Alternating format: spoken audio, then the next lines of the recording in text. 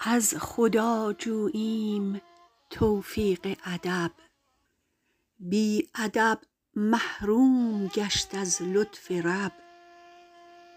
بی ادب تنها نه خود را داشت بد، بلکه آتش در همه آفاق زد. مایده از آسمان در می رسید، بی شراع و بیع و بی گفت و شنید.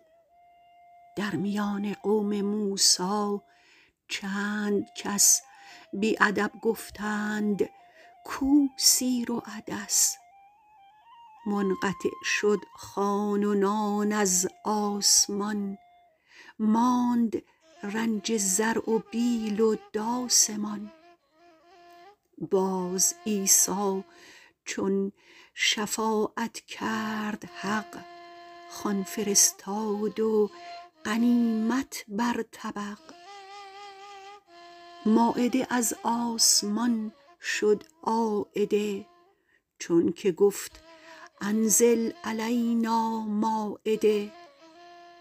باز گستاخان ادب بگذاشتند، چون گدایان زله ها برداشتند. لابه کرده عیسی ایشان را که این، دایم است و کم نگردد از زمین. بدگمانی کردن و حرص آوری، کفر باشد پیش خوان مهتری. زان گدارویان نادیده ز آز، آن در رحمت بر ایشان شد فراز. ابر بر ناید پی منع زکات، وز زنا افتد وبا اندر جهات.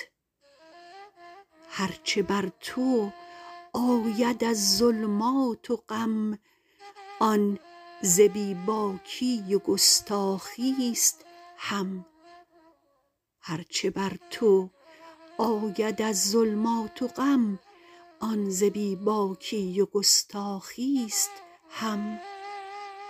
که بی باکی کند در راه دوست، رهزن مردان شد و نامرد اوست. از ادب پرنور گشته ست این فلک، وز ادب معصوم و پاک آمد ملک. بد ز گستاخی کسوف آفتاب، شد عزازیلی ز جرأت رد باب.